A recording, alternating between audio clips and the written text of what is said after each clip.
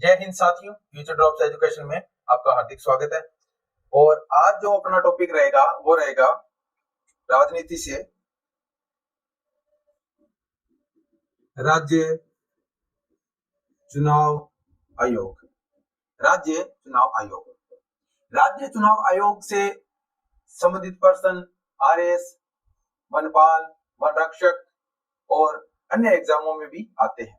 छोटा सा टॉपिक है, अपने थोड़ा सा इसको विस्तार रूप से समझने की कोशिश करेंगे। लगभग 25 से 30 मिनट में ये टॉपिक पूरा हो जाएगा। तो आज अपने बात करेंगे राज्य चुनाव आयोग। राज्य चुनाव आयोग की बात करें तो जो ये चुनाव है, राज्य चुनाव आयोग, ये क्या है? संवैधानिक है। कौन सा है? संवैधानिक। इसके बारे में अपने जिक्र करेंगे। राज्य चुनाव आयोग में का जो संविधान में उल्लेख है वो नहीं किया गया, इसको बाद में जो जोड़ा गया उसकी अपने हर बिंदु की चर्चा करेंगे। तो सबसे पहले बात करते हैं जो मूल संविधान है। मूल संविधान में क्या है? मूल संविधान में क्या है? राज्य चुनाव आयोग का क्या है? उल्लेख नहीं है। राज्य चुनाव आयोग का उल्लेख नहीं है। ठीक है, सबसे पहली बात तो ये, मूल संविधान में राज्य चुनाव आयोग का उल्लेख नहीं है। ठीक है, उसके बाद अपने बात करते हैं, यह है संवैधानिक संस्था है। संवैधानिक संस्था है। ठीक है, ये दोनों बातें होगी। निकाय, ये संवैधानिक संस्था निकाय है या संवैधानिक संस्था है। अब बात करते हैं इसको कब राज्य चुनाव आयोग को संवैधानिक दर्जा मिला, उसके बारे में अपने बात करते हैं। तो 73वें और 74वें संविधान संशोधन की बात करें जो कि हुआ था 1992 अधिनियम, 73वां अधिनियम 1992 की बात करें, जो राज्य चुनाव आयोग है इसको क्या मिला? संवैधानिक दर्जा मिला। संवैधानिक दर्जा मिला। ठीक है, ये बात समझ में आ गई। जो 74वां और 73वां संविधान संशोधन 1992 है, इसमें क्या है? जो संवैधानिक दर्जा मिला। उसके बाद अपने बात करें 73वें संविधान संशोधन, संविधान संशोधन 1992। ठीक है, सबसे पहले पंचायती जो राज है वहां के लिए क्या है? पंचायती राज में क्या है? इनको वो जो है लागू किया गया। तो इसके बारे में अपने बात करें कि कौन से अनुच्छेद के तहत, कौन से अधिनियम के तहत। तो 73वां संविधान संशोधन 1992 भाग 9 क, ठीक है, और अनुच्छेद हो जाएगा 243 के। 243 के जो 73वां संविधान है, 73वां 74वां संविधान संशोधन है 1992 का भाग है 9 क, अनुच्छेद है 243 क। हिंदी में इसको तय भी बोल सकते हैं। हिंदी में क्या बोल सकते हैं? तय। ठीक है, पंचायती राज संस्थाओं के लिए राज्य चुनाव आयोग का गठन किया गया। क्या किया गया? पंचायती राज संस्थाओं के लिए या संस्था के लिए राज्य चुनाव आयोग का प्रावधान किया गया। ये बात होगी। ठीक है, 73वें 74वें संविधान संशोधन अधिनियम 1992 के भाग 9 के जो अनुच्छेद है 243 के अनुसार पंचायती राज संस्थाओं के लिए राज्य चुनाव आयोग का क्या किया गया? प्रावधान किया गया। ठीक है, अब बात करते हैं जो शहरी निकाय है, जो नगरीय निकाय है, उनमें कौन से संविधान के तहत, कौन से संविधान संशोधन के तहत और कौन सा अनुच्छेद के तहत क्या किया गया? इसको नगरीय निकाय को क्या किया गया? संवैधानिक दर्जा दिया गया। उसके बारे में अपने बात करते हैं। तो 73वें और 74वें संविधान संशोधन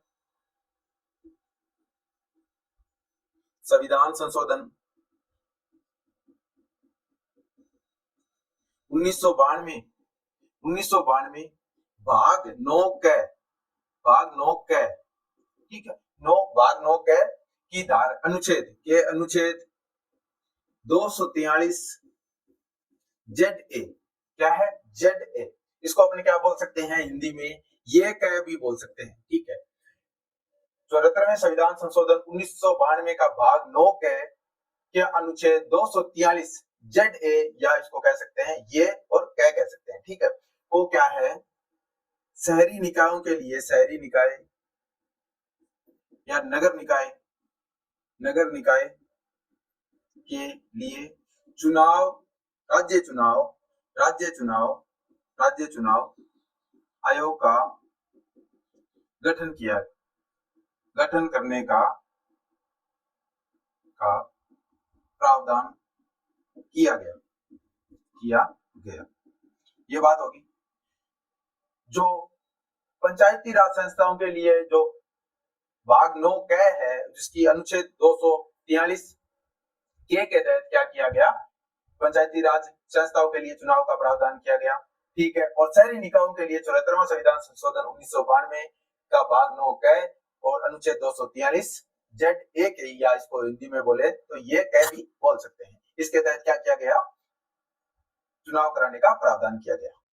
अब बात करते हैं जो राजस्थान पंचायती राज अधिनियम 1994 है। कौन सा?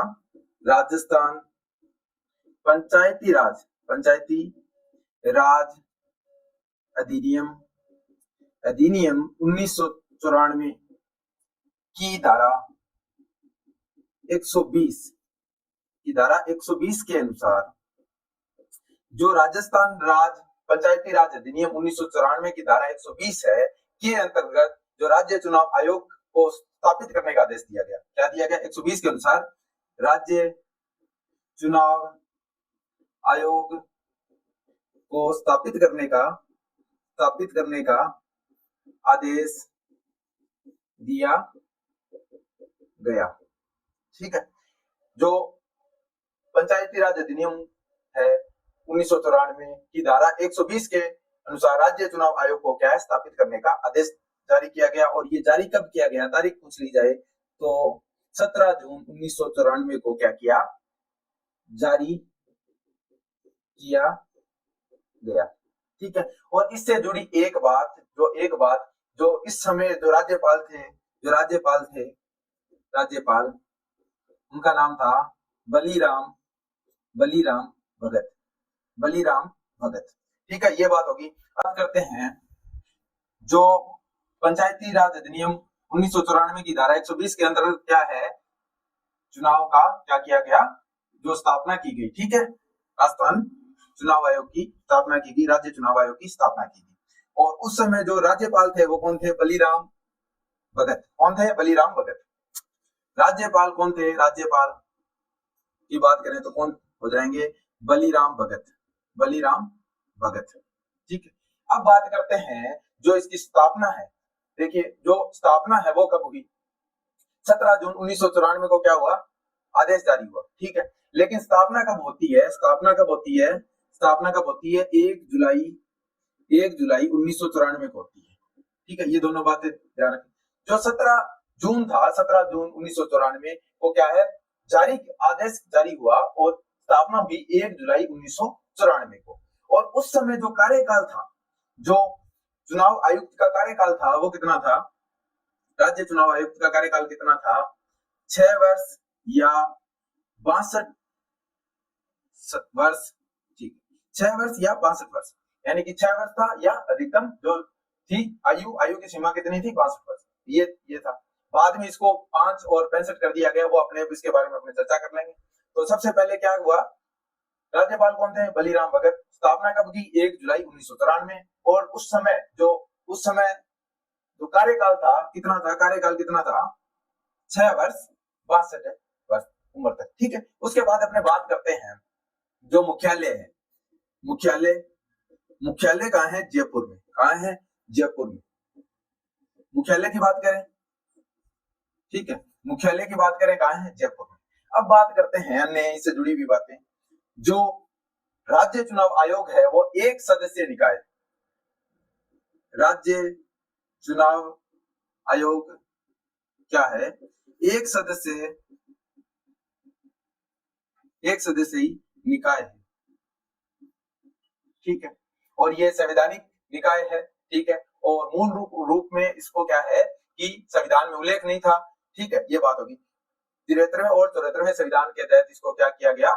जोड़ा गया, ठीक है, संवैधानिक दर्जा दिया गया। ये बात होगी। अब बात करते हैं जो मुख्य चुनाव आयुक्त के कार्यकाल कितना है, वे बातें हैं वो अपने बात करते हैं। तो बात करते हैं जो मुख्य चुनाव आयुक्त है, मुख्य चुनाव आयुक्त है, मुख्य राज्य मुख्य चुनाव आयुक्त के भत्ते, वेतन, ठीक है, भत्ते, पद, वेतन, शपथ, सेवा शर्तें,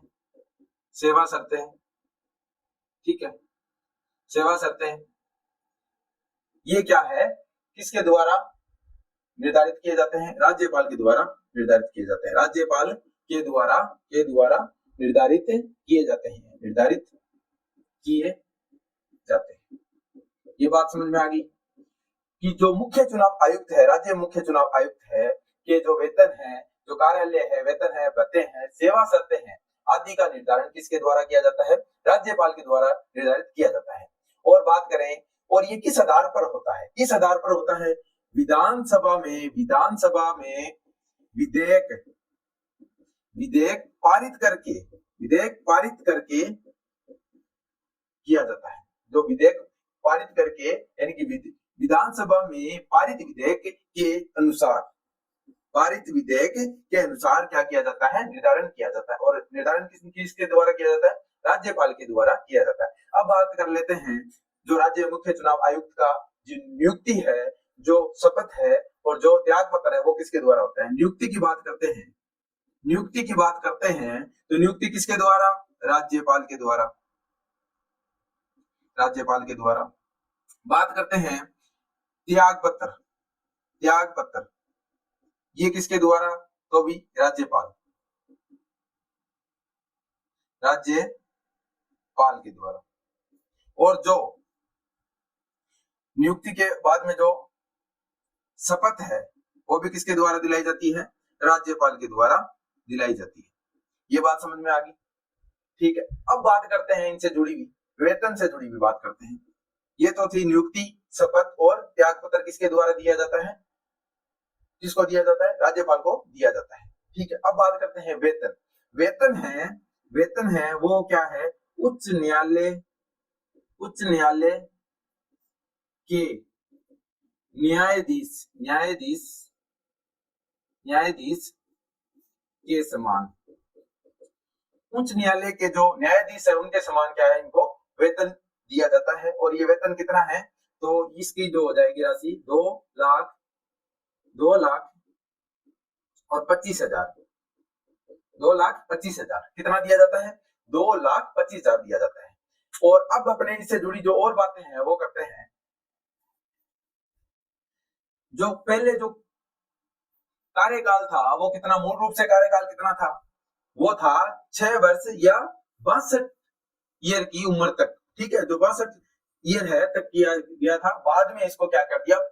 5 ईयर या कितना कर दिया? 65 ईयर तक कर दिया गया, ठीक है। अब ये समझते हैं बात को। जो मूल रूप से बात करते हैं, मूल रूप से जो कार्यकाल था वो कितना था? 6 वर्ष या 65 वर्ष आयु तक, ठीक है। बाद में इसके पश्चात क्या हुआ? जो मुख्य निर्वाचन आयुक्त थे NR भसीन के जो सिफारिश पर क्या कितना कर दिया? मुख्य चुनाव आयुक्त NR भसीन की सिफारिश पर कितना कर दिया गया? ये सिफारिश पर 5 वर्ष या 65 वर्ष तक, ठीक है।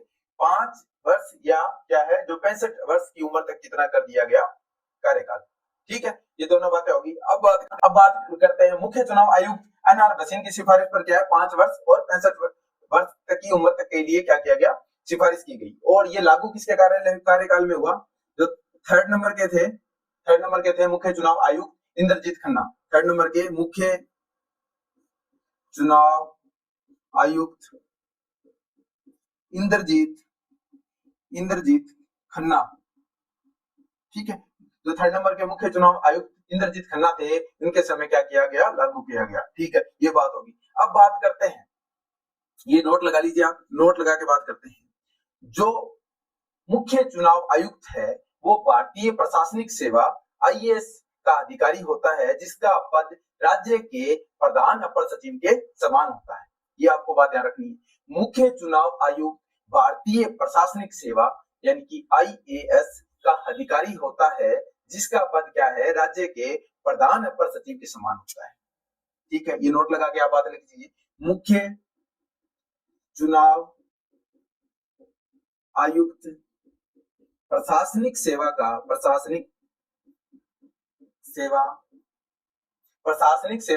अधिकारी होता है। जो भारतीय प्रशासनिक सेवा है का अधिकारी होता है, मैं ब्रैकेट में लिख देता हूं आईएएस। ठीक है, अधिकारी होता है जिसका पद राज्य के प्रधान अपर सचिव के समान होता है। प्रधान अपर सचिव के समान होता है। ये बात ध्यान रखनी है। ठीक है, अब बात करते हैं इससे जुड़ी हुई कि पद से कैसे हटाया जाता है, कौन सी प्रक्रिया है उसके द्वारा पद से हटाया जाता है। तो उसके बारे में अपने बात करें तो पद से हटाने की प्रक्रिया बिल्कुल वैसी ही है जैसे न्यायाधीश के संबंध में है। महाभियोग के द्वारा क्या है, महाभियोग चलाकर इनको राष्ट्रपति के द्वारा हटाया जाता है। ये बात ध्यान रखनी है। तो सबसे पहले बात करते हैं पद से हटाना। पद से हटाने जो है वो क्या, उच्च न्यायालय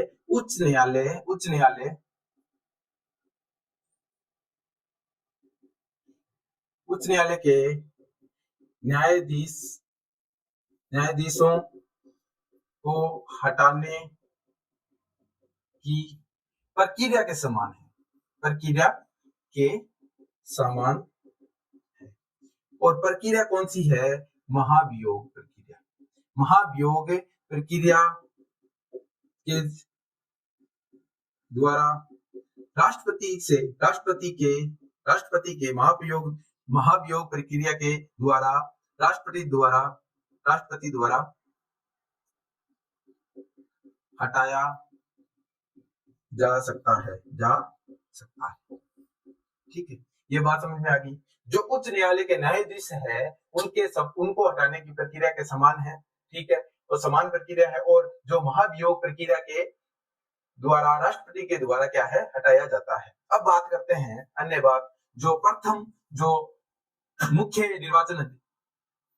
निर्वाचन आयोग के अधिकारी थे वो कौन थे। अब बात करते हैं अपने जो प्रथम मुख्य निर्वाचन आयुक्त कौन थे। तो बात करते हैं प्रथम मुख्य निर्वाचन आयुक्त। तो बात करते हैं प्रथम मुख्य निर्वाचन आयुक्त की। तो प्रथम मुख्य निर्वाचन आयुक्त की बात करें तो वो हो जाएंगे अमर सिंह राठौड़। उसके बाद बात करें तो एन.आर. भसीन, जिनका क्या है जो कार्यकाल था वो सबसे छोटा था। उसके बाद बात करें जो इंद्रजीत खन्ना थे उनकी बात करते हैं, जो कि उस समय 5 वर्ष या 65 वर्ष की उम्र लागू की उनके जो कार्यकाल में हुई थी इंद्रजीत मेहता की। उसके बाद ए.के. पांडे, उसके बाद राम लुबाया, फिर उसके बाद प्रेम सिंह मेहरा, और जो वर्तमान है जो 13 अगस्त 2022 से वर्तमान में कौन है, मधुकर गुप्ता। ठीक है, तो ये बात होगी। अब अपने बात करते हैं प्रथम मुख्य निर्वाचन आयुक्त कौन थे, अमर सिंह राठौड़। ठीक है, और इनका जो कार्यकाल था वो क्या है, सबसे लंबा कार्यकाल। ठीक है, ये बात समझ में होगी, सबसे लंबा कार्यकाल। ठीक है, उसके बाद अपने बात करें जो सेकंड नंबर पे थे उनकी बात करें एन.आर. भसीन। ठीक है, एन.आर. भसीन। ठीक है, एन.आर. भसीन, और इनका जो कार्यकाल था वो सबसे छोटा कार्यकाल था। ठीक है, ये बात समझ में आ गई। फिर बात करते हैं तीसरे नंबर की, जो जिनकी क्या है कि 5 वर्ष या 65 वर्ष तक की आयु की गई, इंद्रजीत खन्ना। ठीक है, अब यहाँ ब्रैकेट में आप देख सकते हैं 5 वर्ष या 65 वर्ष आयु तक। आयु तक। ठीक है, ये बातें होगी। उसके बाद जो 4 नंबर पे है वो कौन है, जो नेक्स्ट है वो कौन है, ए.के. पांडे। ए.के. पांडे, ठीक है। और उनसे अब बात करते हैं राम लुबाया, राम लुबाया, ठीक है। और उसके बाद बात करते हैं तो कौन हो जाएंगे, प्रेम सिंह मेहरा, ठीक है। और जो वर्तमान में है, वर्तमान की बात करें तो 13 अगस्त 2022 से जो मुख्य निर्वाचन आयुक्त है वो कौन हो जाएंगे, मधुकर गुप्ता। कौन हो जाएंगे, मधुकर गुप्ता। तो सबसे पहले अपने बात की, जो प्रथम मुख्य निर्वाचन आयुक्त थे वो कौन थे, अमर सिंह राठौड़ थे। और इनका जो कार्यकाल है वो सर्वाधिक लंबा कार्यकाल है। उसके बाद अपने बात करें तो एन.आर. भसीन, जिनका कार्यकाल क्या है, सबसे छोटा कार्यकाल है।